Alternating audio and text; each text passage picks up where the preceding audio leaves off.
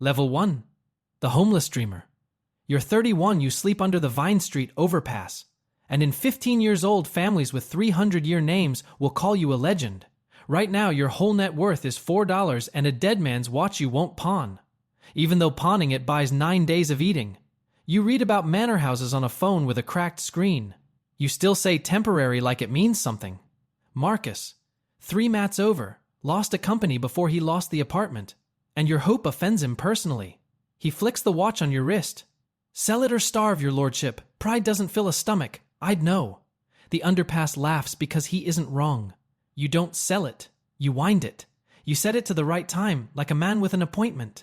Then a Rolls Royce, a 1962 model, skids uncontrollably on the wet road and slams into a parked van. You rushed over to the scene and prise the jammed door open. You drag out the woman behind the wheel. Blood trickles from a cut above her eye, but she's staring at your wrist. My grandfather had that exact watch, Eleanor Ashford says. Come to the house Sunday, properly. The girl from the wreck is going to seat you at the head of her family's table. She just hasn't named the price yet. Level 2. The unexpected suitor. You wash in a gas station sink on Sunday morning, scrubbing under your nails with the pink soap, and you put on the one blazer you own thrift store, 2 sizes wrong in the shoulders. Then you walk up a gravel drive so long it has its own weather, toward a house that doesn't have a number. It has a name, Brightwater, carved into the stone over the door like the place was christened. Marcus's voice rides up the drive with you. People like us don't get to keep anything. You tell it to shut up. The butler opens the door and does not look at your shoes. That's the part that unsteadies you. You came braced for the flinch, the once-over, the math people do on you in half a second. It doesn't come. He just steps aside, says lunch is on the terrace, and lets you walk your ruined sneakers across 300 years of floor like they belong there. Cruelty you could have handled. Manners are what break your stride. At the table you wait for the question. The question. So what do? It never comes. Nobody asks what you drive, what you earn, where you sleep. 8 people pass plates and argue about a leaking boathouse, and the silence around money is so total it's louder than any interrogation. You realize slowly that asking would be the vulgar thing here, and not knowing that rule is its own kind of nakedness. So you overcorrect. You thank the woman who refills your water twice. You hear yourself call the soup incredible, and you watch it land in the quiet like a dropped fork. Then Eleanor Nell takes you to the library to get you out of there. Books to the ceiling, a ladder on a brass rail. She pours 2 glasses of something amber, no ice, and finally tells you why you're here. It isn't pity. It isn't a story to dine out on. You had that watch 8 months on the street, she says, hungry, and you didn't sell it. Everyone in this house inherited the not selling. She turns the glass in her hand. You're the only person I've ever met who chose it. That's the only thing that's ever mattered to this family. One day it'll matter who carries it. You don't catch the weight of that last line yet. You're too busy for 1 hour in a room that smells like old paper and wood smoke, forgetting you have nothing. You're not a project. You're a person she's actually curious about.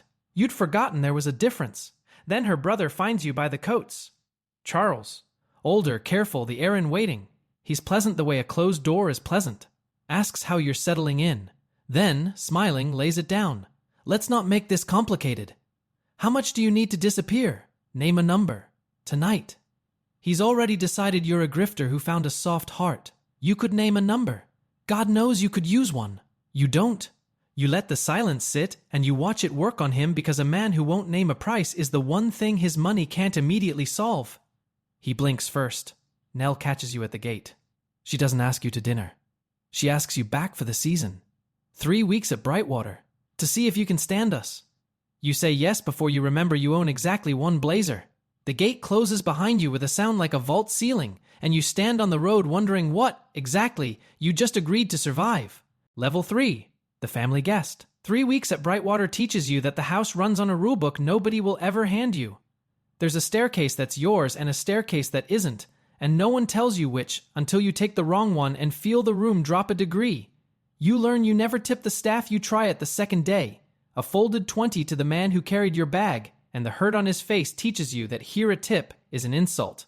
A way of telling a man who serves the house that he serves you. You learn the teacups with the hairline cracks are the expensive ones. 300 years old. Used every morning. Because old money uses its good things.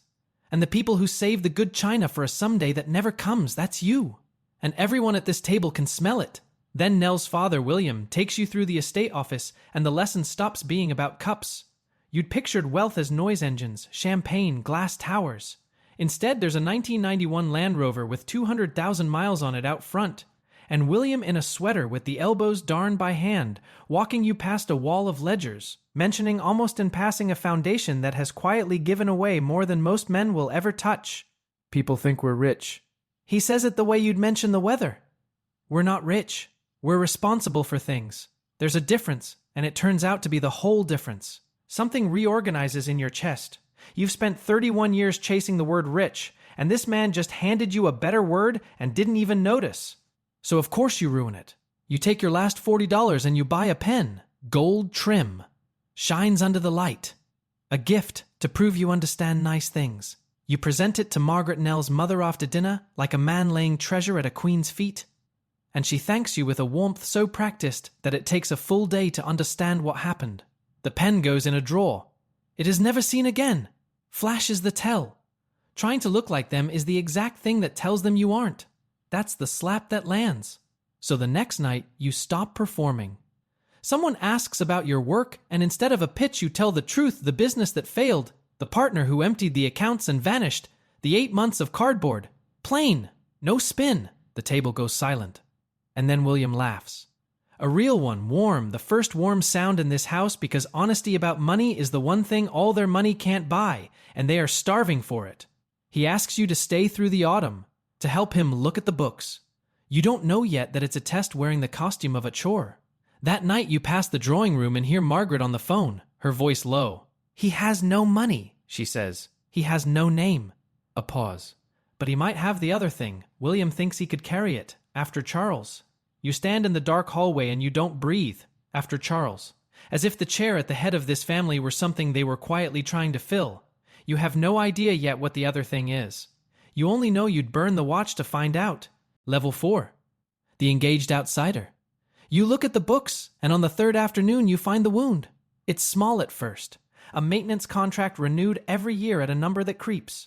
Invoices approved by one signature, a manager named Pelham, trusted the way the furniture is trusted. You sit with the ledgers until the light goes orange, and the shape rises out of the columns like a body out of a lake. He's been bleeding the foundation for years, slowly, carefully. In amounts too boring to question. You know the pattern because you've lived inside it. A partner did this to you once, and it took your company, your apartment, and your whole idea of yourself. You can read this crime in your sleep. It's the one fluent language poverty ever taught you. Here's the trap. You're the man with nothing who's been in the house 6 weeks. You bring this to William and there's exactly one way it can look, like the grifter finally made his move. You bring it anyway. He listens without a word, his face giving nothing, and you feel the whole impossible dream tilting on the edge of the table. Then he closes the ledger. Thank you, he says. We'll handle Pelham inside the family. No police, no talk. You understand we keep our wounds in the family. Family. He used the word like a door opening, and you're standing inside it for the first time in your life. That's the night you decide to propose. You have nothing to propose with. No diamond, no savings. So you do the only thing you can. You take the watch off your own wrist and offer Nell the one thing you wouldn't sell when selling it meant eating. She understands exactly what it costs, because she's the only one who ever has. Margaret, when she hears, actually approves. He proposed with the thing he starved beside, she tells Nell. I couldn't have designed a better one. The cousins are less moved. At the engagement lunch you hear it travel down the table, soft as a draft. Gold digger, loud enough to reach you. You let it go. You've been called worse by Marcus before breakfast. Then the call comes that you can't let go. A stringer for one of the weekly papers phones the estate office. Oily, friendly. He's got a source, a man named Marcus, currently sleeping rough, who recognized your engagement photo and is shopping the tale for whatever it'll fetch. Heiress to wed overpass bum. He wants the family's comment before he runs it. There it is. Marcus's oldest prophecy, the one he spat at you under Vine Street, finally sharpened into a blade. People like us don't get to keep anything. 2 roads. You can pay Marcus to bury it and become, in one transaction, the exact grifter the brother offered to buy off. Or you refuse to be extorted, and you get ahead of it. The Ashfords already know where you came from, you told them yourself, at that dinner table. What they don't know is that a man out there will sell it for a headline, and that the cousins who murmur gold digger will have their proof in newsprint by Sunday. You find William in the library. You ask him to sit. You tell him you won't pay a cent of blackmail, and then you lay the whole thing out, the ugliest version, in full. The dumpster behind your eyes, spread across his library table. With no idea whether the family closes ranks around you or finally decides the overpass was exactly where you belonged. Level 5. The new money husband. You told them everything and they kept you. So you get married at Brightwater in October in a coat that belonged to William's grandfather, taken in at the shoulders by the same woman whose tip you once tried to give. You say the words under the carved stone that holds the family's name, and Nell says them back, and it is the single most real moment of your life. She wore the watch through the engagement, the only ring you had to give. At the altar, she gives it back to your wrist, and you trade plain bands instead. Then, during the toasts, you hear it. 2 cousins, 1 champagne flute between them. The new money husband. You have the name now. The band on her finger, the watch back on your wrist. What you don't have is the weight. A name without 3 generations behind it is just a costume that happens to fit.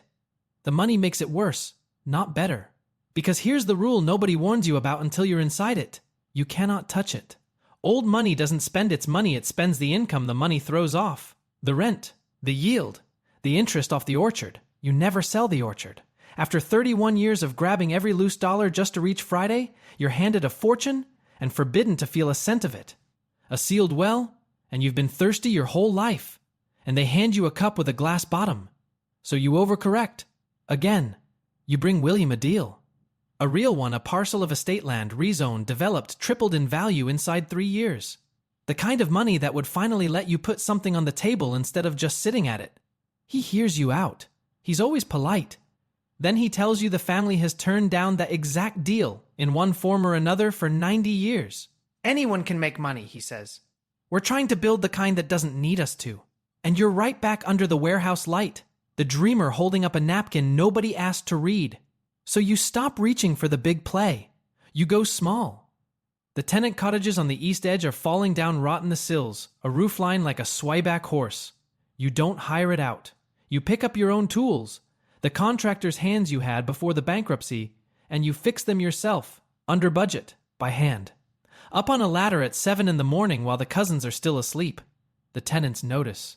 The staff notice.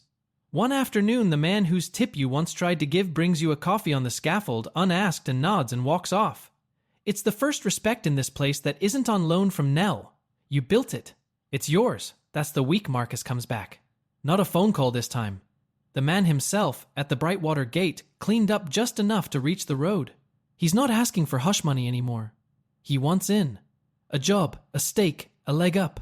Come on, he says, the old grin under the new humility. You climbed out on my back. You owe me. Look at all this. His eyes go to your wrist while he says it.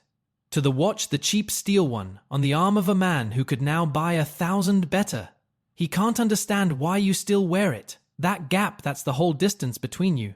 The gate is open. He's standing in it. And you genuinely don't know yet which man you've become, the one who lifts him, or the one who lets it swing shut. Level 6. The old money son-in-law. You don't hand Marcus cash. You've seen what money handed over wrong does to a man you spent 8 months under a bridge studying it. So you do the harder thing. You give him work. A foreman's spot on the cottage renovations, a wage, a room over the old stables. You even put him in charge of paying the suppliers. A ladder, not a coin tossed in a cup. He takes it. For 3 weeks, he takes it. Then a supplier calls about a deposit that never cleared, and you know before the sentence ends that Marcus is gone, and so is the money. The exact wound that put you under Vine Street in the first place, dealt to you a second time by the one man who watched it happen to you and laughed. And you finally understand him. It was never about the money. Some people would rather be right that the world is rigged than be saved by proof that it isn't. You handed Marcus the proof, in the shape of a job, and he set it on fire so he could keep believing the fire was somebody else's. You couldn't sell the watch. He couldn't keep the gift. Here's what you do next. Nothing loud. You don't go running to William. You cover the loss yourself, quietly, out of the cottage budget, and keep it in the family the way you were taught the night of the ledgers. You take the hit and say nothing. William finds out anyway. He always does. He doesn't thank you. He just looks at you over breakfast and says, "You didn't come running. You handled it." And that not the wedding, not the name, not the ring is the moment you stop being the new money husband and become the son-in-law. Acceptance here arrives as a silence that finally feels like trust. Then William starts teaching you things he never taught his own son. The foundation, the land trusts, the 300-year arithmetic of never selling the thing that makes the thing. He puts a ledger in your hands that runs back to 1840 and says it the way he says everything that matters. Someone has to carry this when I'm gone. Charles can't. Nell won't. That leaves the man who starved beside a watch he wouldn't sell. That leaves you. And there it is, the other thing. The thing Margaret meant on the phone. Never money, never a name. The willingness to hold something you'll never be allowed to spend. You were never invited to marry into this family. You were being built to become it, to sit one day where William sits. The legend the wreck on the wet road was always driving you toward. Nell sees it before you do. He's not giving you to me, she says one night quiet, which is worse than angry. He's taking you from me to fix the thing he could never fix in my brother. And the old wound lights under everything, the dumpster behind your eyes, because now there are two ways to read your whole marriage. Are you loved? Or are you simply finally useful? You don't get to sit with the question. Because at the autumn dinner, mid-sentence, fork in his hand, William stops. His face goes wrong on one side. The 1840 ledger is still open on the desk in the next room. The table erupts, chairs back, someone shouting for a doctor. And in the half-second before any of it, the family does a thing nobody decides out loud. They look at Charles. Charles looks at the floor. Then every face in the room turns and looks at you. Level 7. The family successor. The room looked at you, so you step in. William survives the stroke but comes back slow, half a man at half a speed, a cane, a left hand that won't quite close. Somebody has to run Brightwater while he claws his way back, and the somebody is you. You're handed the keys to a fortune you still can't spend on yourself, and now you find you can't spend your own time either. Because here's the part nobody warns you about. Old money isn't a hammock. It's a job that never clocks out. The roof needs slate from a quarry that shut in 1970, so you spend a month chasing salvage off a demolished church 2 counties over. There's a tenant family 3 generations deep in a farmhouse that loses money every year, and you cannot evict them because the obligation runs both ways. That not is the entire point. There's a board of cousins who smile at lunch and undermine you by dinner. The wealth does not serve you. You serve it. You finally understand the darned elbows on William's sweater. That sweater was never poverty. It was a man who had better places to put the money than himself. Then Charles makes his move. Passed over, humiliated, watching the man from under the bridge sit in his father's chair, he goes for the one thing that can wound all of you. He moves to break the trust and sell the orchard parcel for a development windfall, the exact deal you once pitched William. Your own past, turned into a knife by your wife's own brother. You have to stop him. And you can't do it with anger, because anger is what he wants. Anger would prove the cousins right about the help who married up. So you do it the way the house taught you. You bring 3 centuries of ledgers to the trust meeting and you read them aloud. Slowly. The harvests, the lean years, the wars, the offers. Every generation had a man at this table who wanted to sell the thing that makes the thing, and every generation, the family said no, and survived because of it. You don't beat Charles. You let 180 years beat him for you. The vote goes your way. The orchard stays. And you win Brightwater and lose its warmth in the same hour. Charles won't look at you. The cousins have a new name for you now. And Nell watches you from across rooms with a look you can't name, until the night she finally says it out loud. I fell in love with a man under a bridge who had nothing, she tells you. I'm not sure where he went. There it is. The trap closing. Marcus said people like you don't get to keep this, and he was half right. Not that you couldn't get in. That getting in was never the same as owning it. Some nights it feels less like you keep Brightwater than like Brightwater keeps you. A few weeks later, William, steady enough to grip a pen in his good hand, signs the succession papers. Not Charles. You.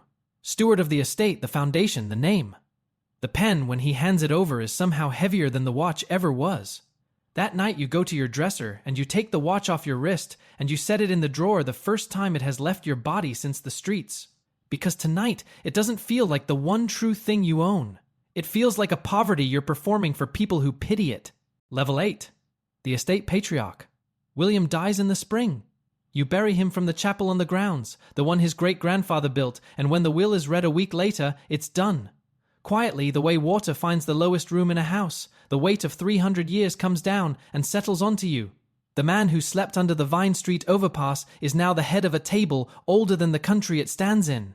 Charles stands at the back of the chapel, silent. Whatever fight he had left died with the vote, not the man.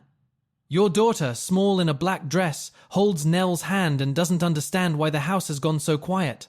You have everything now. And the thing in your chest, the old pressure, the not enough, has never been louder. Because Nell has gone quiet. Not the quiet of anger. The other quiet, the kind that arrives after a person has already left while still living in the house. You answer the estate's calls through dinner and tell yourself it's stewardship. One night she doesn't fight you about it. She just says into her plate, "I miss the bridge." And you understand she doesn't mean the bridge. She means the man who lived under it, the one with nothing, who looked at her like a person and not a door into a family. You traded him, somewhere on the climb, for a house with his name in the deeds. She isn't angry. She's tired, which is worse. That's when you learn old money's last secret, the one nobody at any lunch says aloud.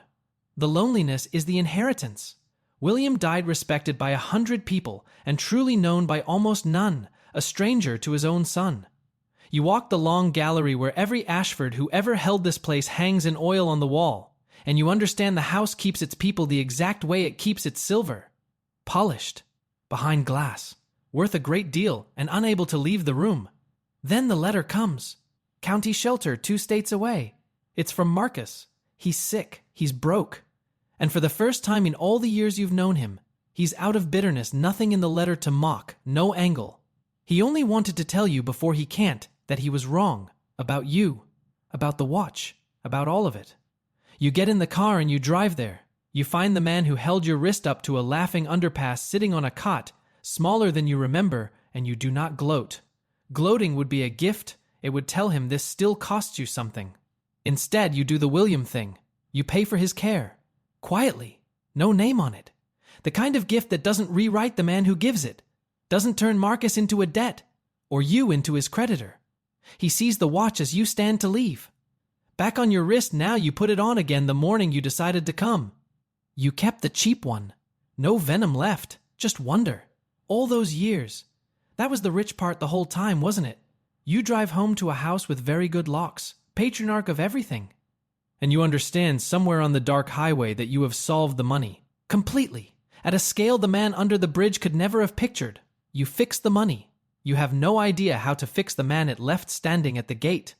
And you're about to find out, finally, what the whole fortune was for. Level 9. The old money legend. The years close over you like water, and somewhere in them you become the thing the family needed. Not richer, steadier. The foundation gives away more than it ever has. The orchard William refused to sell now shades a 3rd generation of children who think shade is just a thing the world hands you. The cousins who called you the help send their own kids to you for advice, and don't even hear the irony. In the only sense old money respects, you are a legend now, the man who was handed nothing and kept everything. And one ordinary evening, you stop running. You find Nell in the library, the same room where she once told you everyone here inherited the not selling, where for 1 hour you forgot you had nothing. You take the estate phone out of your pocket. You put it in a drawer. You close the drawer. And you stay in the room. You tell her the truth you've never said out loud. That you spent this entire climb certain you were furniture. A kept man in a dead man's coat. A fraud who'd be found out any morning now and marched back down the long drive to the bridge where he belonged. You tell her about the pressure that never left, the dumpster behind your eyes. The not enough that no amount of enough ever touched. She listens. Then she tells you she stopped seeing the bridge years ago. She'd been waiting all this time for you to stop seeing it too. The marriage was never the thing you married into. It was the only real thing in the whole vault, the one possession in 300 years that was actually only yours. You just couldn't believe it, because believing it meant you might deserve it. Your daughter turns 13 that autumn. She has Nell's eyes in your hands. So you do the thing William did for you, the thing your grandfather did before either of them. You take the watch off your wrist, the plain steel one, the one you starved beside, the one Marcus held up to a laughing underpass a lifetime ago, and you fasten it onto your daughter's wrist. You don't explain what a pawn shop is. You don't mention overpasses, or cardboard that's been temporary since March, or a man named Marcus. If you got this one thing right in your whole life, she'll never need to know any of it. She'll drink from the chipped 300-year cups because that's just what the family does. She'll never once go feeling along the walls for the edges of a room she was born standing in the center of. You understand it now, all the way down. The engine that carried you from the overpass to the head of the table was never the watch, never Nell's money, never Marcus proven wrong. It was a wound. Built a long time ago by a man whose business failed and who decided, in the wreckage, that the failure was him. You solved the money. Completely. At a scale that man under the bridge could never have dreamed. You never did fully solve the man it left standing at the gate. But you stayed in the room. That part is new. On certain ordinary mornings you still feel it. The old pressure a few inches above your head, the not enough pressing down. There's nothing up there. You've spent a whole life making sure of it. You feel it anyway. But your daughter wins the watch every morning now. Sets it to the right time, careful like a girl with somewhere to be. And for whole hours at a stretch, the pressure lifts. Not because you arrived, because you finally stopped trying to. If this story stayed with you, like and subscribe for more.